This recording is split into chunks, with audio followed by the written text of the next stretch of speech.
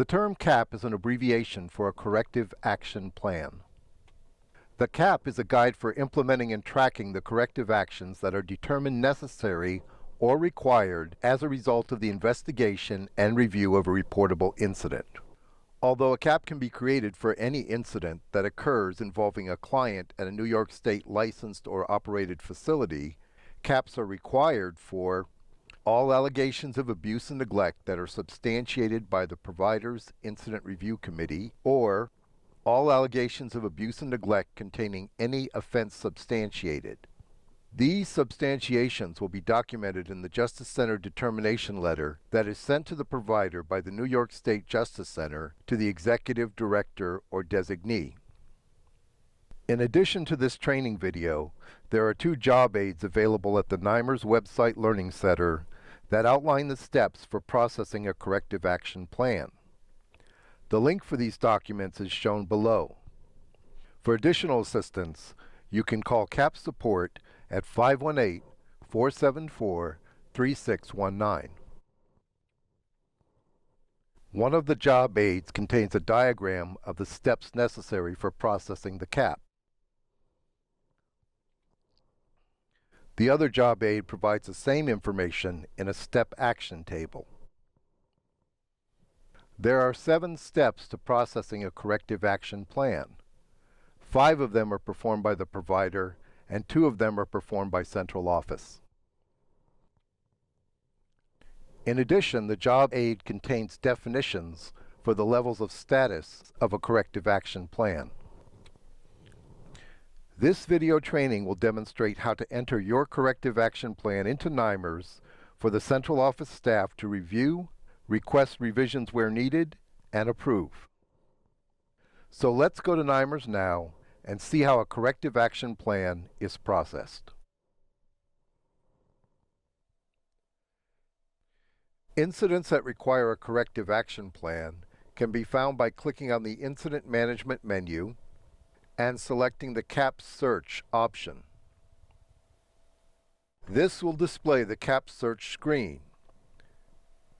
If you have many incidents displayed, you can use the Search, Sort, and Filter fields to select the correct report. But for our demo, we only have 5 incidents in the grid.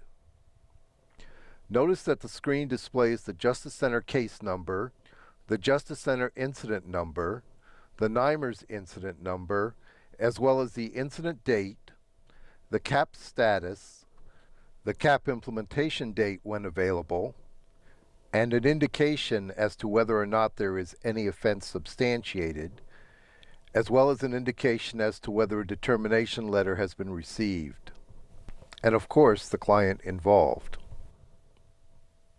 To select the incident for which you want to initiate a corrective action plan, simply click on the line item.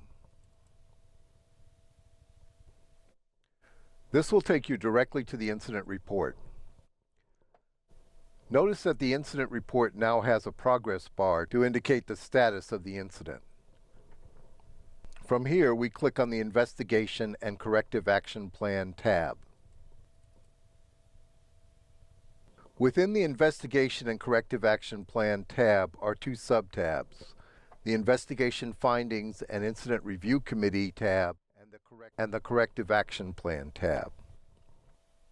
You can initiate a corrective action plan prior to completing the investigation and the IRC review, but you cannot submit the CAP until both have been completed. For this demonstration, the investigation and the IRC are complete, so we'll click on the Close Investigation and Confirm IRC tab and continue to the Corrective Action Plan tab page. This is the page that we use for submitting the Corrective Action Plan for approval, as well as for uploading the supportive documentation for each corrective action within the plan. This page has been modified to meet the requirements set forth in the NYCRR Part 524 regulations. And here is where you enter your corrective action plan for central office staff to review, request revisions where needed, and to approve. At the top of the screen is an Add button for entering the CAP manager's contact information. There's also a CAP status indicator and a field for entering the implementation date. The CAP manager is responsible for the entire implementation of the corrective action plan and will be the primary contact for all questions and revision requests from both OMH and the Justice Center staff. To enter the CAP manager, click on the Add button. Then enter their name, address, and phone number and indicate whether the phone number is the work phone, the home phone, or a cell phone.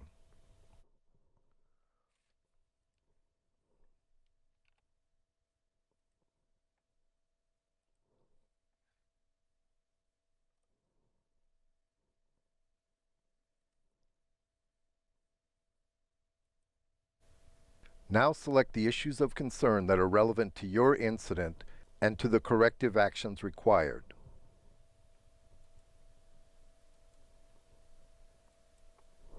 You may select as many items as apply. If the allegation has a substantiated Category 3 or Category 4 offense, you must select the Category 3-4 box. Currently, Central Office staff will be entering the information from the determination letter into the section designated for the determination letter. Therefore, it is grayed out on your screen, and you cannot make a selection in that space. When the information has been entered by Central Office, the CAP due date will automatically populate. The JC determination letter should always be reviewed by the CAP manager and any staff member entering corrective actions. Now we come to the corrective actions grid. This is where you'll enter each of the corrective actions that are part of the plan. To do this, click on the Add Corrective Action button, and the corrective action entry window will display. You should select corrective actions that correspond to the findings of the investigation, your IRC review outcomes, and any selections that you have made under the Issues of Concern tab above. In this example, we have chosen Employee Counseling as our corrective action. Now we enter our corrective action description.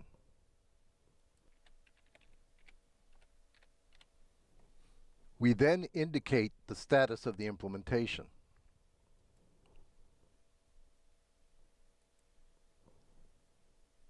The implementation date, and the person responsible. If you do not enter the name of a person responsible for the corrective action, the system will default to the CAP manager, who is ultimately responsible for the implementation of the entire plan. Then you enter the measure of effectiveness. This is a statement of how effective the action was in addressing the issue. The measure of effectiveness should provide evidence that the action is appropriate and meets the standard of care and will mitigate future risk of this event occurring again.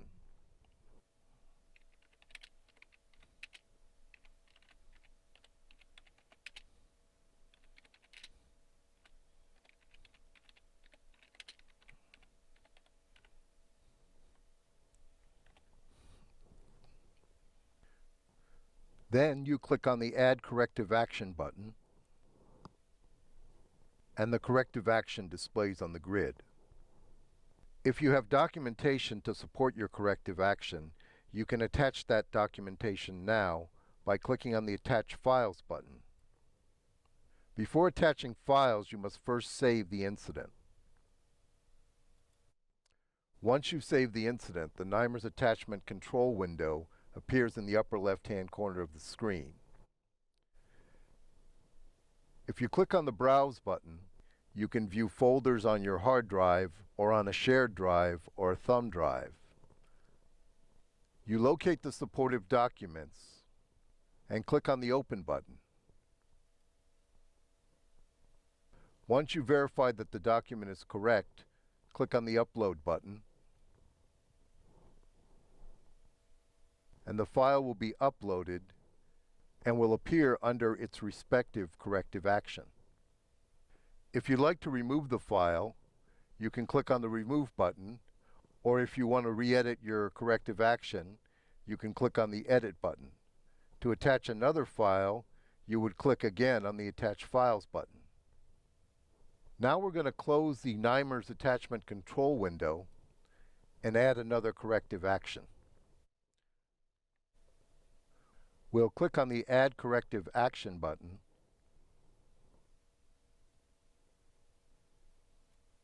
and add our second corrective action. Based on the findings of the investigation, staff education and training have also been deemed an appropriate corrective action.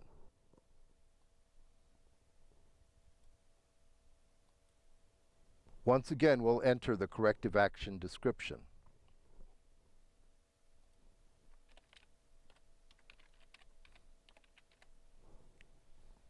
And then we'll select the implementation status,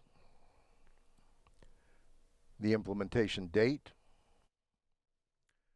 the person responsible, and make a note of the measure of effectiveness.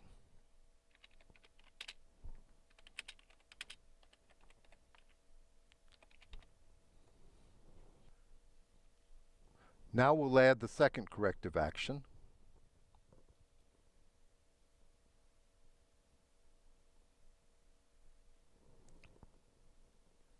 And attach a supportive document.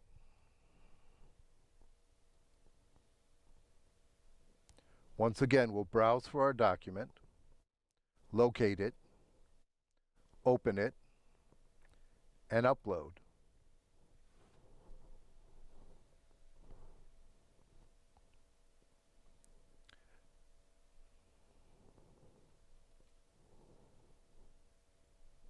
It's important to note that all corrective actions must be fully implemented in order for the CAPS to be approved.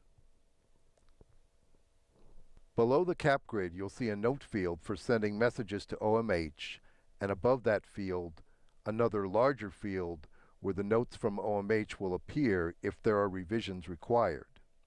This allows you to communicate directly with the OMH CAP review team with any of your questions or concerns. If you have no questions for the OMH CAP review team at this time, you can proceed with your submission. To submit a corrective action plan, you would click on the Submit CAP button. A window appears asking if you're ready to confirm your CAP submission for review. We'll click Yes, and a dialog box appears indicating that the CAP has been successfully submitted and it will be reviewed once the JC determination letter detail has been uploaded to the incident. It also states that no further action is required at this time. You can click on OK and go to the CAPS search screen